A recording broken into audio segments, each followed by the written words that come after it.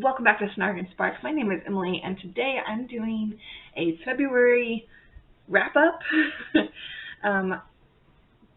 cross-stitch, reading, cross-stitch haul, and then what my March plans are.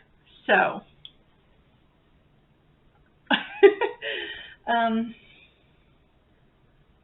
I worked on 2 projects, and just 2, and I didn't make a whole lot of headway. I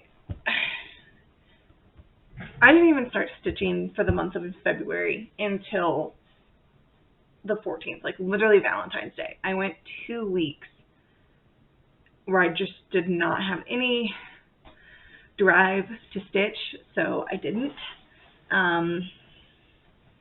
which sucks. So I really did not do much. I think I put 500 stitches into Letters from Hogwarts and a little over 1,000. No, not even. Yeah, a little over 1,000 in my Storybook Halloween. So, yeah. But this is what I did get done. It's nothing. It's literally nothing.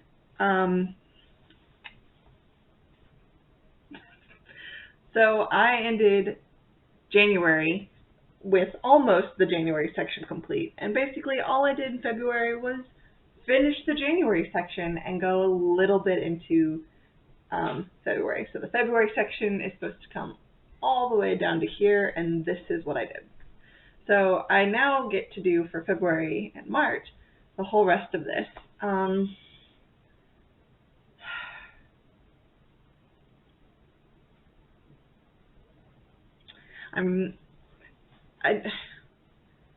My immediate reaction is to be really critical of myself and to say something like, I'm disappointed. I'm not, though. I did what I did. I did what I could do. I just was not feeling the need to stitch for the first half of February, and so I didn't. So I'm not surprised I didn't really get that much done. I'm glad I finished January, and I will now work through February. And hopefully I can get through February and a good chunk of March done in the month of March. So, focus piece. I really want to get this done. I can hear something.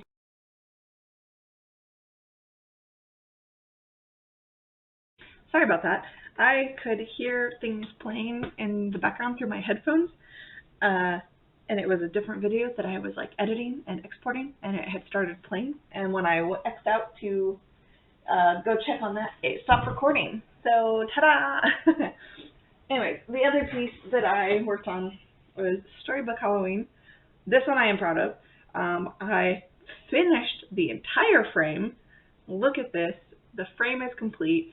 I am using a specialty hand-dyed floss that came in a Halloween advent box that I unopened. I don't remember. Crafts by Katie. It's on Facebook. And this is a skein, and it's called Witch's Brew. And it goes from really dark purple to gray, almost black, but it is not black, to this light purple to orange to this neon green. I just really I thought it was fitting for the title of the spine of the book. And I basically got this whole square done for March. So, I mean, yeah, the frame honestly took forever. I think the boxes will go much faster. I did this all in one night in the span of just a couple hours, maybe an hour or 2. I did the entire moth, and now I'm just going in and filling in with the background floss, which is this blue color. So I mean, yeah, this one's cool. I really wanted to get the frame done, and I did. Excuse me. Goodness. So that's all I worked on. Literally all I worked on. I had hopes to work on more things, but I didn't. I'm pretty sure I did 1,000 stitches on Harry Potter, and like I said, I only did about 1,000 on that. A little over, maybe 1,100. So haul, I totally forgot to show last month. I actually got these in January and I just forgot to show them. So I have this. I saw this actually was, what is the word? I don't want to say influenced, but I saw this actually in a different Facebook group. Someone bought, and it's available at Barnes & Noble, and so we have one, and I went and I bought this, and I'm really excited. It has a 48-page, so I'm reading the back. It includes 48-page instruction book, 2 pieces of cross-stitch fabric, 8 skeins of embroidery floss, and a cross-stitch needle. So it's just Disney villains, and so 12 different patterns. So we have Cruella, Poison Apple, and Ursula, and then on the back we have Maleficent and Hades. So that's 5, which means there's how many? 7 other patterns. It is not opened.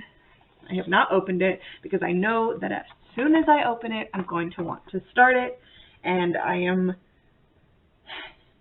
not going to start anything until I finish something else. I know how many whips is good for me to start, like to have in rotation. I can only have like 4 to 5 in rotation at a time. That is the max for me. Otherwise, I just have projects that are started that are just sitting and taking up space and using up hoops, and I'm not going to do that.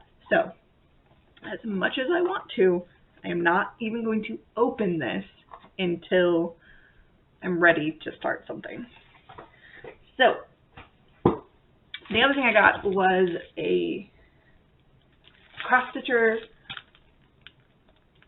No, I've had this, right? I had to have had this for a while because this is October of 2021. I just literally have not opened this one either. But I know that I bought it because of the pattern on the front. It is Everything is Better with a Little Magic, and I am obsessed with this pattern. So, also just like looking at the cover for things, I love that. The wolf landscape. I love these cards, like Wake Me Up in Spring, Winter, Woodland Animal cards of like the sleeping deer, and is that like a possum or a bat? It's a badger. Those, obsessed with that. I like the sunflowers in a jar. I even like this sleeping squirrel. We got more cards. Like, I liked everything I saw on the cover. And even some of the stuff on the back is really cute.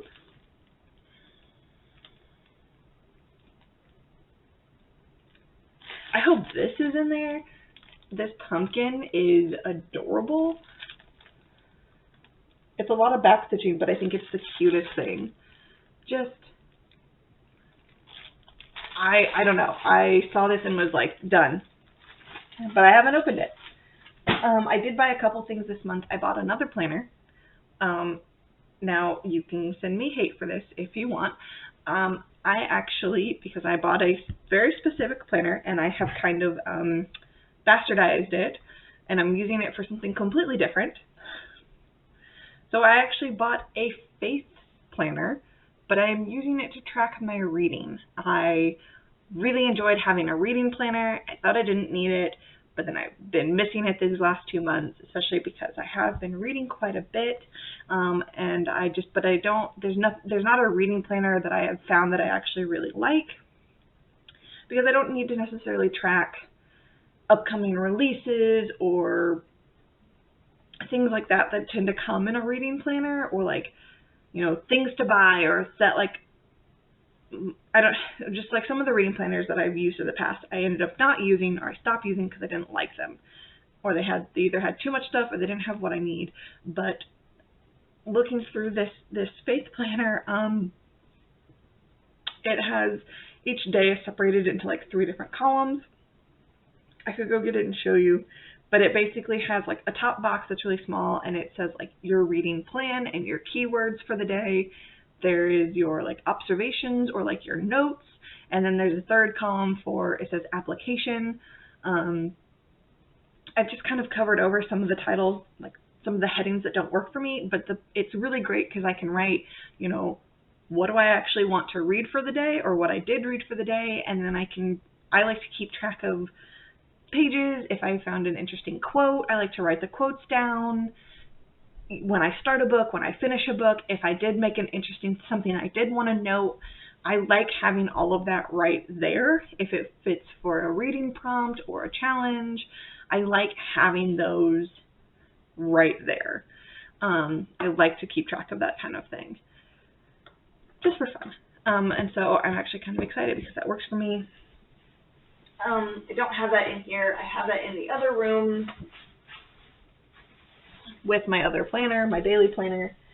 I have more sticker books, like always. I have Let Your Heart Wander. These look amazing. I have Let's Stay Home, which I plan on using. I have Bright Type, which is super fun. And I have Homebody. So these are all new. Okay, there's that. Now let's talk. Okay, what did I read this past month? Let's go over that. Things I've accomplished this month. Okay, so first off, I'm looking at things. So I finished A Murder by Any Name by Suzanne M. Wolfe. It is the first in, I think, like just a duology in her Elizabethan spy mystery series. It was really good. I gave it 4 stars. This is the cover. Since I figured out I don't know how to edit the covers into my video, I'm going to try and show them to you guys as I'm talking about them. I read the first book in the embroidery mystery series, The Quick and the Thread by Amanda Lee. That is the series we are reading for Magical Stitches this year. Like, is there a way to... Whoop. And it's hard for me sometimes to judge where my camera is. Do I need this light on? I feel like this light is better. So I read that. I read that in just a couple days. It was good.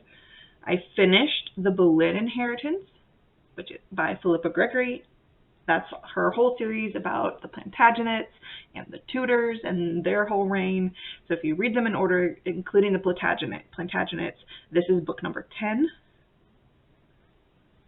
The Boleyn Inheritance. So this is after Anne Boleyn has been beheaded and he has married the Seymour girl. She has already passed. So this is when King Henry marries Anne of Cleves, and it is told through alternating perspectives of Anne of Cleves, Jane Boleyn, who was Anne Boleyn's sister-in-law, and the wife that comes after Anne of Cleves, Kitty Howard. I listened to In a Dark, Dark Wood by Ruth Ware. I listened to that as it fit a prompt.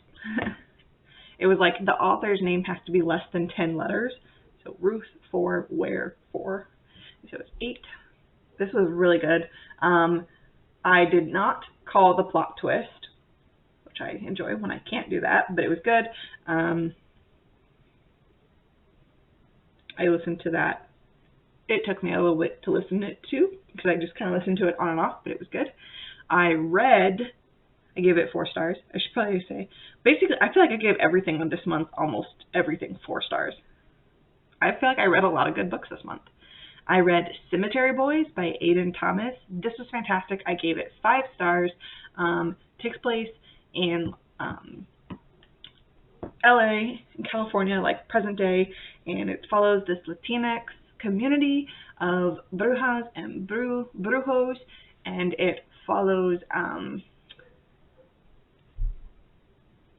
Yadriel, and he is a trans boy who is trying to prove himself to his family that he is a man, and he wants to join his family. They essentially help keep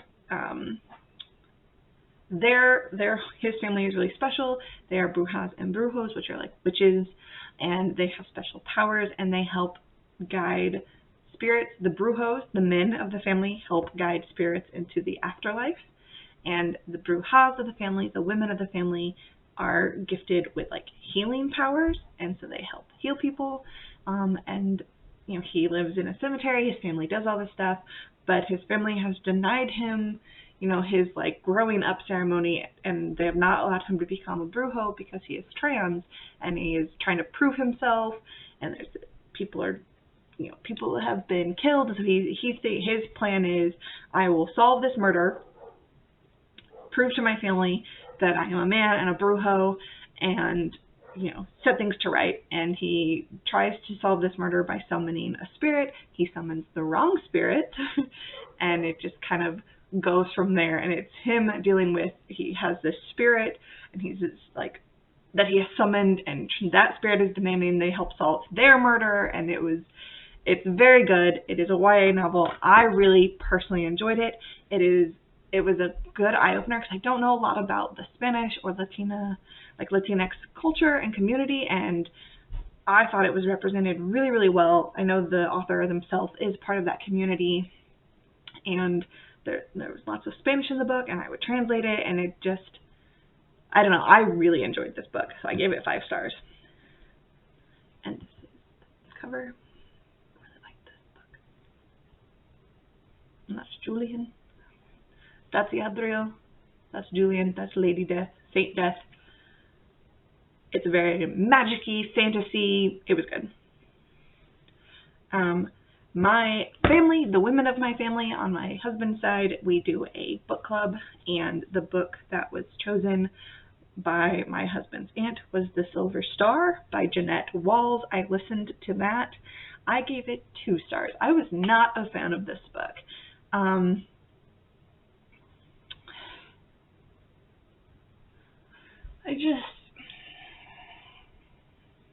It follows these 2 sisters in like the 1970s. Their mom is very wishy-washy, and she constantly is running off to pursue her own career as an actress or a singer or whatever. And so she leaves them, and they run out of money, and so they're living on their own. They're like 15 and 12, and the neighbors start to get suspicious because these girls are living on their own. Their mother is just gone. The cops show up. They come home, find the cops at the door, and they decide that the only thing that they should do is get on a bus and leave California and head like all the way back to Virginia, where they have this like uncle that they have not talked to in years. One of them has never met. The other one was like really small when they left. And go back to Virginia, where their mother is from, who swears up and down she will never return to her hometown, and like live there. And there's racial tensions, and it is set in this very stereotypical small town where there's a mill, and that is the main job source in the town. The girl's family used to be this big family. They were the head honchos. There's Holiday. Their last name is Holiday, and Holiday Avenue, and they owned the mill, and they were like the big. Everyone wanted to be them and be with them. And their mother was this rebel, and she got pregnant by 2 different men and had these daughters, and she was married and divorced and blah blah blah. And she left, and then they lost the mill, and so this other guy has taken over as like the foreman of the mill, and of course he is just the stereotypical bad man, and he bullies people, and he is abusive, and of course he attacks one of the girls, and it's this whole big deal of like what happens when the most powerful person in town does something wrong. People either stand up to him or they don't stand up to him, and the consequences of that. And it's supposed to be told through like the bond of sisters. I don't know, it reminded me of like a retelling of To Kill a Mockingbird, but bad. And I wasn't satisfied with the turn of events. I didn't really care for the ending. There were parts near the end that it just got thrown in for no reason, and it didn't make sense. So I gave it 2 stars. And I was not alone in this. When my family sat down and we talked about it, we all kind of were on the same page, that it was like, it went. So I will show you. This is the version I read. Hey, I can see your reflection of myself. I listened to Nightmares and Dreamscapes by Stephen King. It is a collection of short stories because it fit a prompt. 4 stars. I love Stephen King. I really like his stuff. So nothing else I can really say other than collection of short stories. And then finally, I read The Cuckoo's Calling by Robert Galbraith. It is the first in a series in the Cormoran Strike series. That is also J.K. Rowling's pseudonym. I really enjoyed it. It's like a murder mystery. It's a mystery novel, so you have CB, you have Cormoran Strike. He is a down and out on his luck private detective, military veteran, and it takes place in the UK and England, in London specifically. And his assistant Robin, who is this plucky young lady, and he has been hired by a lawyer to investigate his sister's apparent suicide. The brother feels that it in fact was not a suicide, even though the police have ruled that it was. And so he hires Strike to reinvestigate. And that's it.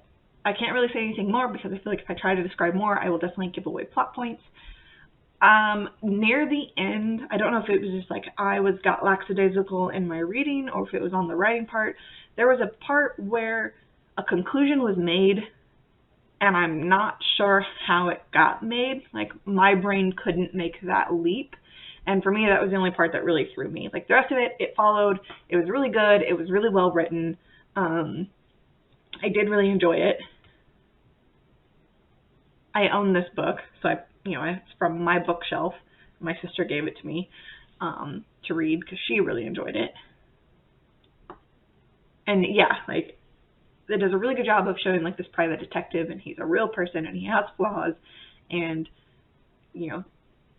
I don't know, I did really enjoy it, and it, like I said, it made sense. There was just this one point where I was like, how did you get this conclusion from this? But it's fine. I think it might have been more on me than anything.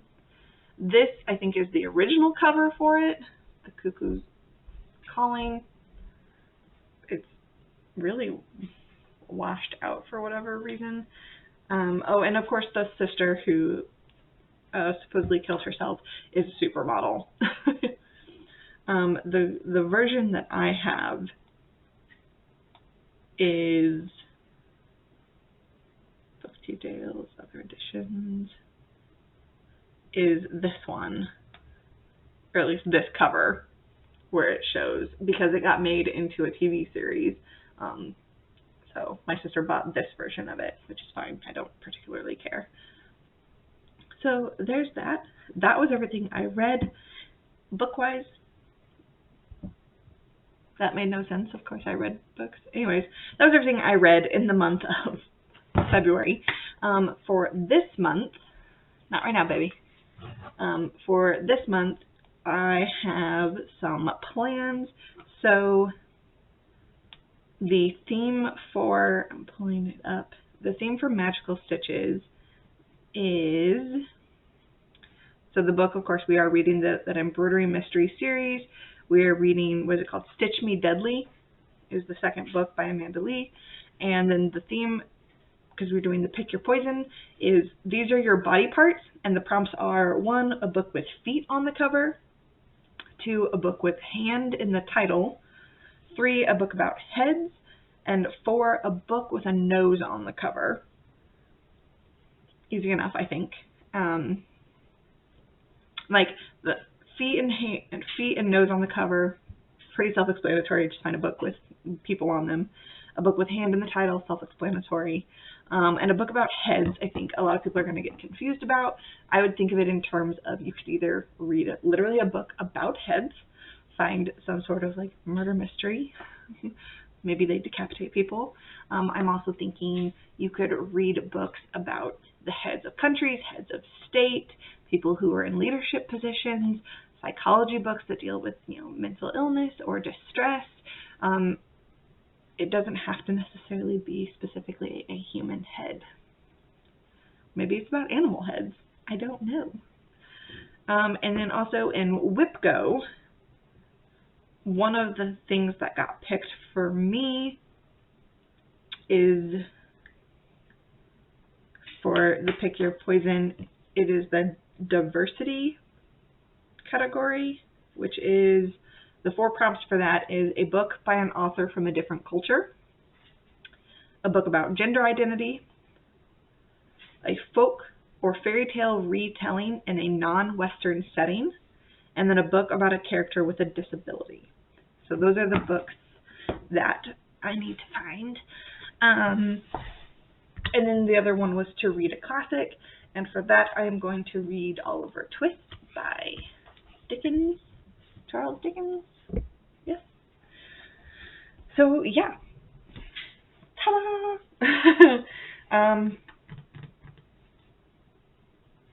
Stitching plans. Just gonna do what I can. I do really feel the need to stitch, so I am going to be doing that.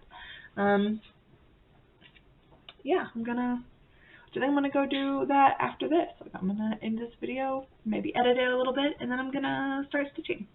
I have some chores actually, but that's okay. But I'm gonna leave this here. I will talk to you all very, very soon.